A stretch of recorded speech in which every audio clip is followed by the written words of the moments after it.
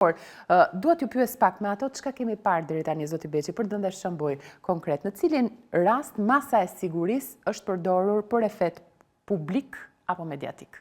Shiko, në mënyrë të drejtë për drejtë, çohet ekzekutivi, thot, kemi probleme me ndërtimet e palishme dhe do bëjmë një fushat. Duke qenë se ekzekutivi ka shumë mënyra dhe metoda për të përpunuar opinionin publik, për përpunuar të gjithë elementët cilët vinë në drejtim të një demagogjie që i vjen për shtat ekzekutivit, kësaj melodie i shkon nga prapa dhe gjyqësori. Pse e them këtë? Në momentin që ke një fushat që themi ndërtimet e palishme, po pse mund të arrestojnë të gjithë personat të mbahen me arrest në burg për ndërtimet palishme? Pse? Se është një fushat e bërë nga ekzekutivi? E para. E dyta, kemi raste të shpeshta. Fillon fushata e drejtimit të mjetit në gjendje të dehur, të gjithë në burg.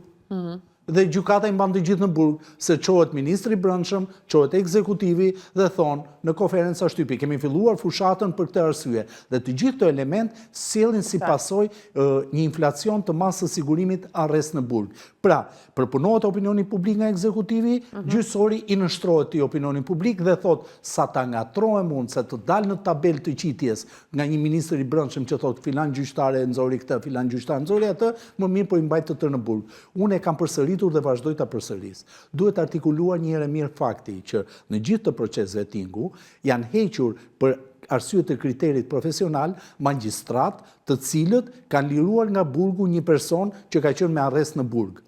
Unë mendoj që ne do hymë në rrugë të drejtë për sa i përket mënyrës së zbatimit të standardeve europiane në momentin që organet kontrolluese të gjyqësorit shqiptar të heqin nga puna një magjistrat pse futi në burg pa të drejtë një person, jo pse e liroi atë person. E kuptova. Por përpara se të merri ky vendim në gjykatën e lartë, ne pam të lakoheshin dhe diskutoheshin dhe emra konkret, siç ishte për shembull rasti i zotit Velia apo rasti i zotit Meta. Në kuadër të pyetjes që unë ju bëra pak më parë zoti Beqi, cili nga këto raste apo ndoshta edhe të dy kanë patur këtë efektin publik apo mediatik në masën e sigurisë? Të gjitha rastet që ju përmendën, jo vetëm këto dy raste, por të gjitha rastet e zyrtarëve të lartë që kanë përfunduar me masë sigurimi arrest në burg, kanë sjell atë pyetjen e çuditshme që ne bëjmë nëpër studio. Pse tani? Pse pikërisht tani u kujtua dhe mazhoranca të thotë që masat e sigurimit arrest në burg janë tepruara dhe pse pikërisht tani gjykata e lartë tenton të rregullojë praktikën në lidhje me këto. Dhe përgjigjja është ajo që thoni ju. Siç duket, politikës kur i erdhi në obor halli vet, u kujtuar dhe për hallin e qytetarëve të thjeshtë. Por është pozitive, sigurisht që është pozitive, se mbase, duke thënë në mënyrë edhe indirekte, prej politikanëve mbase përfitojnë dhe këta qytetarët e thjeshtë që mos futen më në burg kot. Kjo është arsyeja. Dhe pikërisht tani. Dhe pikërisht tani, sepse në pikpamje procedurale, ky vendim i gjykatës së lartë, unë e thash dhe në fillim, nuk është i rëndësishëm, nuk është zgjidhje përfundimtare. Është çështje interpretimi, mund të vim pas disa vitesh prapë në një vendim unifikues. E rëndësishme është të kuptojmë që gjykata e lartë ka ndërhyrë në saktimin e masave të sigurimit, jo në rrezikun e lirimit të personave të tjerë. Çfarë do të thotë kjo konkretisht për SPAK-un dhe për prokurorit?